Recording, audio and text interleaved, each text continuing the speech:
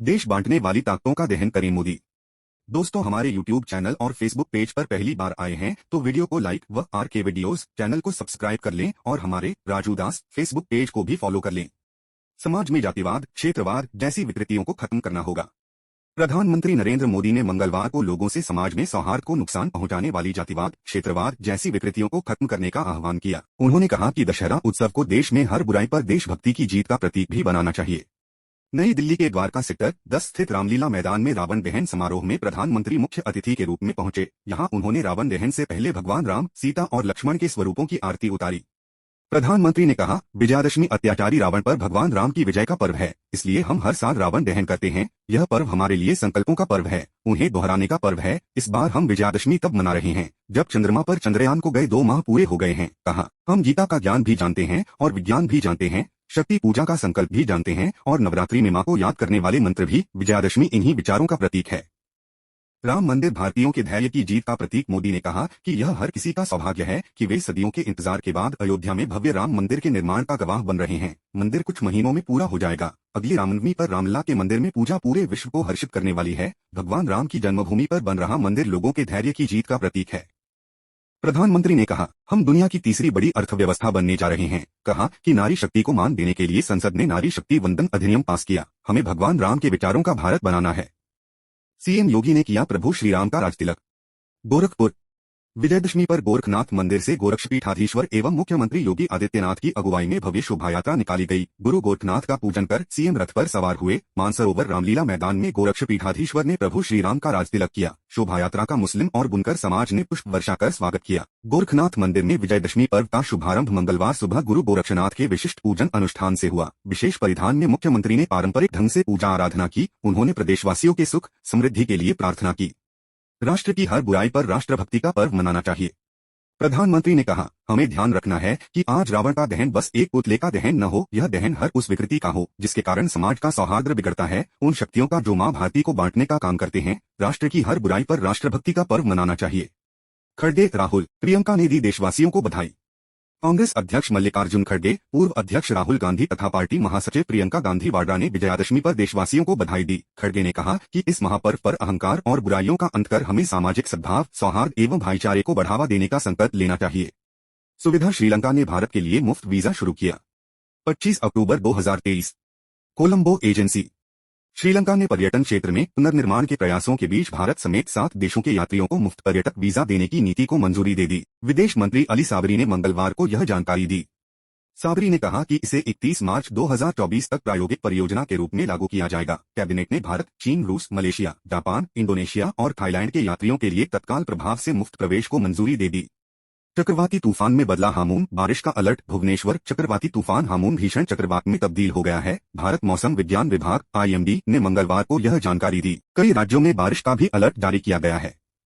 भारत मौसम विज्ञान विभाग (IMD) ने मंगलवार को कहा कि अगले कुछ घंटों में हामून के और अधिक भीषण चक्रवाती तूफान में तब्दील होने का अनुमान है, क्योंकि यह बंगाल की खाड़ी में 21 किलोमीटर प्रति घंटे की रफ्तार से आगे बढ़ेगा। इसके बाद उत्तर पूर्व की तरफ बढ़ते हुए इसके धीरे धीरे कमजोर होने और 65 से 78 किलोमीटर प्रति घंटे से लेकर 85 किलोमीटर प्रति घंटे की रफ्तार से खेपुपारा और चटगांव के बीच बांग्लादेश तट को पार करने की संभावना है। समुद्र से गुजरने वाला चक्रवात ओडिशा तट से लगभग 200 किलोमीटर दूर रहेगा। ऐसे में राज्य के तटीय क्षेत्रों में हल्की से मध्यम बारिश हो सकती है। इसके अलावा मणिपुर, मिजोरम, त्रिपुरा, असम, मेघालय, नागालैंड में भी बारिश हो सकती है।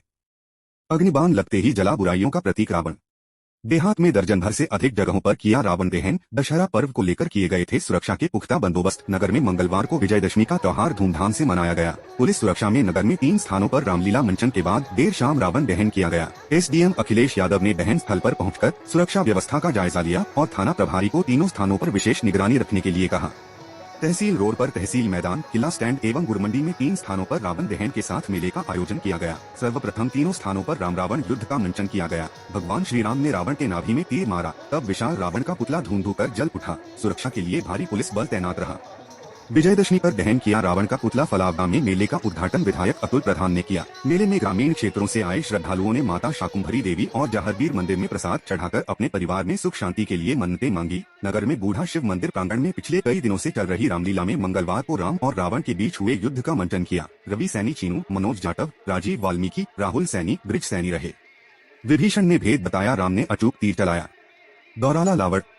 दौराला और लावर में विजयदशमी पर मेले का आयोजन किया गया। दौराला रेलवे स्टेशन शिव मंदिर परिसर में राम लखन रंगमंच कमेटी के तत्वावधान में चल रहे रामलीला मंचन के अंतिम दिन मंगलवार को भगवान राम और रावण की सेना की शोभा यात्रा निकाली गई। शुभारंभ सपा विधायक अतुल प्रधान, सभासद राकेश गुप्ता, लोकेश चौहान ने किया। राम रावण की नाभि में अग्नि तीर मार वध कर देते हैं। मुनेन्द्र भराला, ओंकार चौधरी, भूपेंद्र अहलावत, दीपक, प्रदुमन जैन, योगेंद्र चौधरी, विनीत बाबूराम, मुनि अग्रवाल, मनीष, अरुण, सर्वेश, ओम प्रकाश, मनोज, संजय, बंटी, सुखबीर, अनिल, अजय, रणवीर, दीपक, मोहित, मोहन सैनी आदि रहे। अहंकार का वध कर पाई सत्य पर विजय। हस्तिनापुर दशहरा पर्व पर राजकीय इंटर कॉलेज के मैदान में रामलीला के कलाकारों द्वारा राम और रावण युद्ध का मंचन हुआ। श्रद्धालुओं ने भगवान राम की पूजा अर्चना की तथा रावण वध के बाद भगवान राम का राजतिलक किया। मैदान में स्थापित 56 फीट ऊंचे रावण के पुतले का दहन किया गया। रावण दहन होते ही कॉलेज का मैदान जय श्री राम के उद्घोष व पटाखों के धमाकों से गूंज उठा। रामलीला कमेटी के अध्यक्ष गौरव गुर्जर, बालमुकुंद बत्रा, मुकेश ठाकुर, मनोज अरविंद बिन्नू, सुनील कालरा, सुभाष गबरानी, नीरज रहे। दोस्तों, हमारे YouTube चैनल और Facebook पेज पर पहली बार आए हैं तो वीडियो को लाइक व RK वीडियोस चैनल को सब्सक्राइब कर लें और हमारे राजू दास Facebook पेज को भी फॉलो कर लें। 18 दिन पहाड़ जैसे सांसों पर रहेगा प्रदूषण का पहरा। हवा और तापमान मिलकर खराब करेंगे हवा की गुणवत्ता, बढ़ेगी मुश्किल, बारिश नहीं हुई तो दिवाली से पहले दमघोंटू हो सकती है हवा। मेरठ मौसम में बदलाव, तापमान में गिरावट एवं कुछ हिस्सों में पराली जलाने की बढ़ती संख्या से मेरठ सहित वेस्ट यूपी के लिए 18 दिन पहाड़ जैसे होंगे। 9 नवंबर से दिवाली उत्सव की शुरुआत और इससे ठीक पहले तापमान में बड़ी गिरावट प्रदूषकों की मार को और बढ़ा सकते हैं। अक्टूबर के बचे दिनों में मैदानों में बारिश के कोई आसार नहीं है। पहाड़ों से मैदानों में पहुंच रही सर्द हवाओं से रात के तापमान में गिरावट से प्रदूषक सघन होंगे। ऐसे में इन 18 दिनों में सांसों पर प्रदूषण का पहरा होने की आशंका है। धुंध दे सकती है दस्तक, मौसम विभाग ने अगले कुछ दिनों तक सुबह के वक्त धुंध की आशंका जताई है। सुबह के वक्त तापमान अभी 15 से 16 डिग्री सेल्सियस के बीच चल रहा है। इससे सुबह के वक्त प्रदूषकों की मार ज्यादा है। मंगलवार को मेरठ में हवा की गति शांत श्रेणी में पहुंच गई।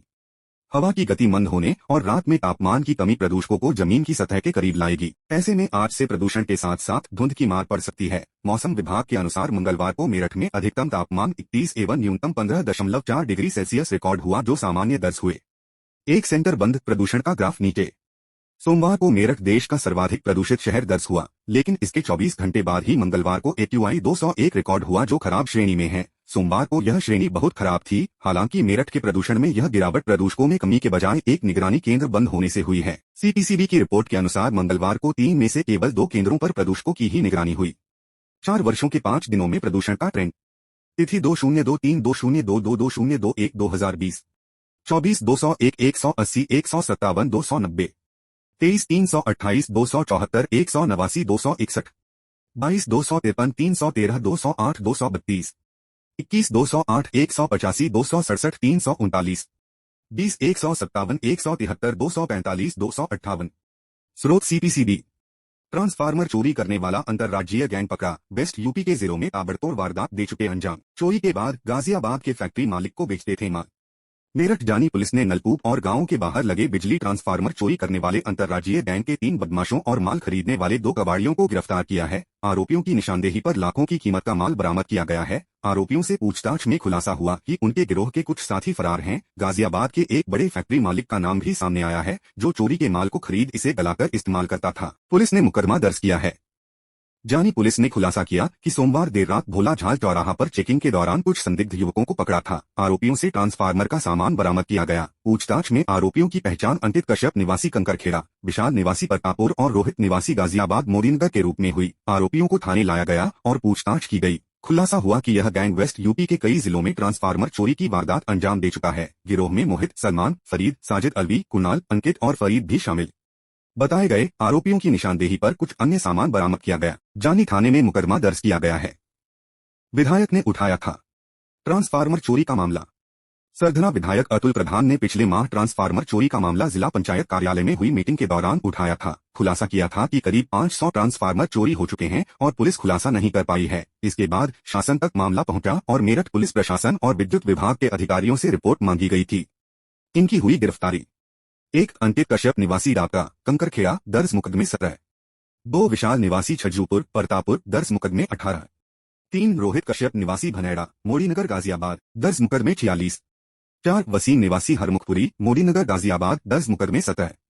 5 अंकित गोयल निवासी बक्सर, सिंभावली हापुड़, दर्ज मुकदमे 16। यह किया गया बरामद। ट्रांसफार्मर की 10 coil ABC conductor wire cable करीब 40 मीटर, 2 गोल कैन में भरा 40 लीटर ट्रांसफार्मर का तेल, 20 मीटर विजल कंडक्टर, लोहे की 12 क्लिप, एक स्टार्टर, 13 रिंच और चाबी, एक कार, एक बाइक आदि बरामद की है। मोदीनगर का बड़ा कारोबारी है विनय गुप्ता। ट्रांसफार्मर और चोरी का सामान खरीदकर इन्हें गलाने में विनय गुप्ता का नाम सामने आया है। विनय गुप्ता मोदीनगर का बड़ा कारोबारी है और इसकी फैक्ट्री है। खुलासा हुआ इस गैंग से सारा माल वसीम कबाड़ी खरीद लेता था और इसके बाद माल को अंकित गोयल को दिया जाता था। अंकित माल को मोदीनगर के विनय गुप्ता को बेच देता था। विनय गुप्ता इस माल को अपनी फैक्ट्री में गला देता था और ठिकाने लगा देता था। पुलिस ने विनय को फरार आरोपियों की लिस्ट में दिखाया है और उसकी तलाश में दबिश दी जा रही है।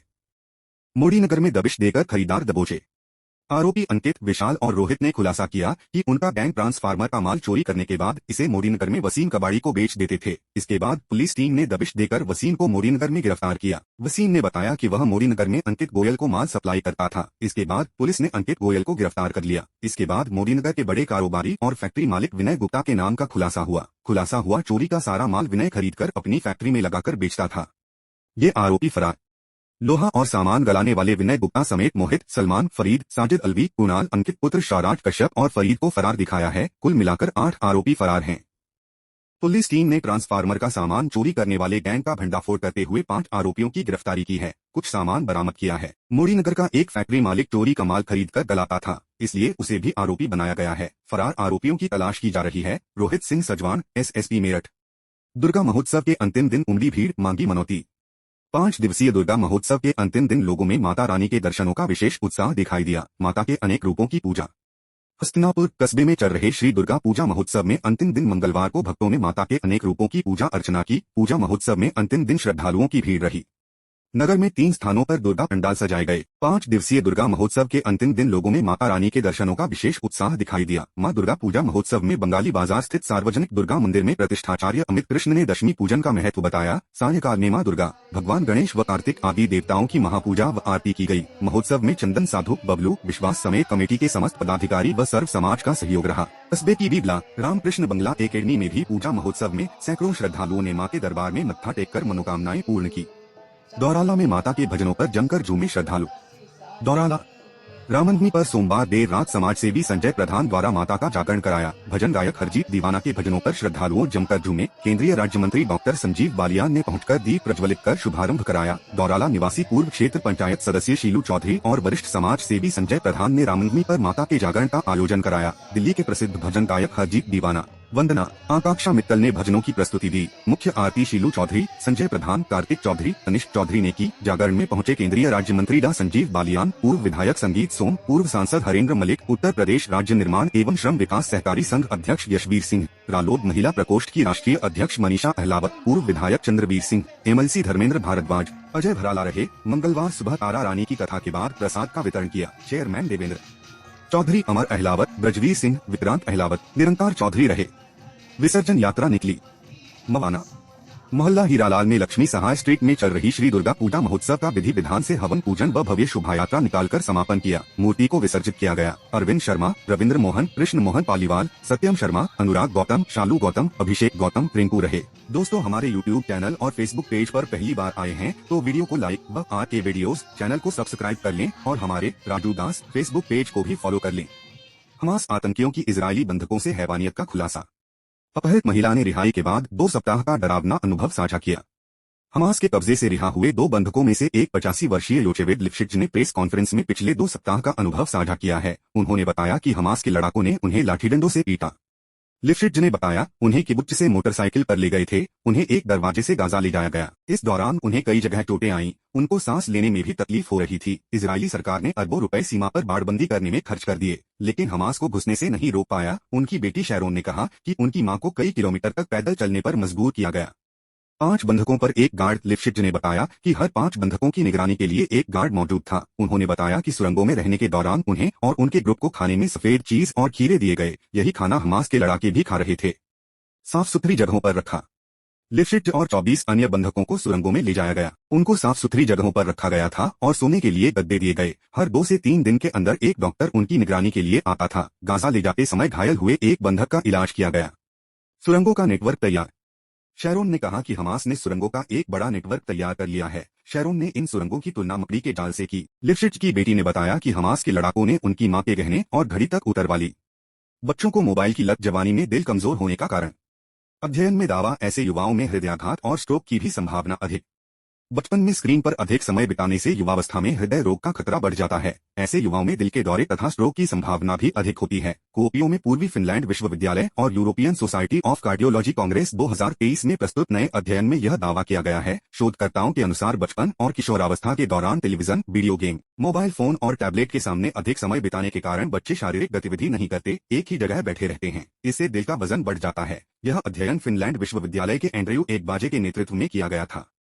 14,500 शिशुओं पर अध्ययन के लिए शोधकर्ताओं ने 1990 और 1991 में पैदा हुए 14,500 शिशुओं के युवावस्था में जीवन तक उनके स्वास्थ्य और जीवन शैली पर नजर रखी। अध्ययन में जिन बच्चों को शामिल किया गया, उनमें से 766, 55 लड़कियों और 45 लड़कों को 11 साल की उम्र में एक स्मार्ट घड़ी पहनने के लिए कहा गया। यह स्मार्ट घड़ी 7 दिनों तक उनकी गतिविधि पर नजर रखती थी। 15 साल की उम्र में उन्हें इसे दोहराने को कहा गया। फिर 24 की उम्र में, 17 और 24 की उम्र में प्रत्येक प्रतिभागी के हृदय की जांच की गई, जिसे फिर ऊंचाई, लिंग, रक्तचाप, शरीर में वसा, तंबाकू का उपयोग, शारीरिक गतिविधि व सामाजिक आर्थिक स्थिति पर मापा गया। स्क्रीन पर समय बढ़ता गया। 11 साल की उम्र में प्रतिभागी प्रतिदिन औसतन 362 मिनट तक गतिहीन थे, यानी चलना फिरना नहीं किया। किशोरावस्था 15 वर्ष में यह बढ़कर प्रतिदिन 474 मिनट हो गया और फिर युवावस्था 24 वर्ष में प्रतिदिन 531 मिनट हो गया। इस समय का एक बड़ा हिस्सा स्क्रीन के सामने बिताया गया। इकोकार्डियोग्राफी में युवाओं के दिल के वजन में वृद्धि दर्ज की गई, जिसका सीधा संबंध स्क्रीन पर एक जगह बैठे रहकर बिताए समय से है। शोधकर्ताओं ने कहा कि इससे दिल के दौरे व स्ट्रोक की संभावना बढ़ जाती है। बच्चों को घूमन फिरने के लिए प्रोत्साहित करें। नया अध्ययन बताता है कि बचपन में अगर आपने शारीरिक गतिविधि नहीं की और स्क्रीन पर ही वक्त बिताते रहे तो आगे चलकर आप दिल के रोगी बन सकते हैं। शोधकर्ताओं ने सलाह दी है कि माता-पिता बच्चों और किशोरों को अधिक घूमने फिरने के लिए प्रोत्साहित करें और उनके टेलीविजन देखने, सोशल मीडिया और वीडियो गेम का उपयोग करने के समय को कम करें। बढ़ रहा है स्क्रीन पर समय। डेस्कटॉप कंप्यूटर स्क्रीन पर लोग औसतन 2 घंटे 51 मिनट देते हैं। 2013 के बाद से दुनिया भर में रोजाना स्क्रीन समय में 18 मिनट की वृद्धि हुई है। अमेरिकी बच्चों में स्क्रीन का समय सबसे अधिक है, औसत उपयोग प्रतिदिन 9 घंटे है। स्क्रीन पर ज्यादा समय से पड़ने वाले प्रभाव। बच्चों की भाषा के विकास पर असर, मोटापा, नींद न आने संबंधी समस्या, अवसाद, एंजाइटी और मानसिक स्वास्थ्य पर प्रभाव। बच्चों में आक्रामक प्रवृत्ति के व्यवहार का खतरा, लंबे समय तक स्क्रीन पर रहने से सूखी आंखें, सिरदर्द और देखने में कठिनाई जैसी समस्याएं।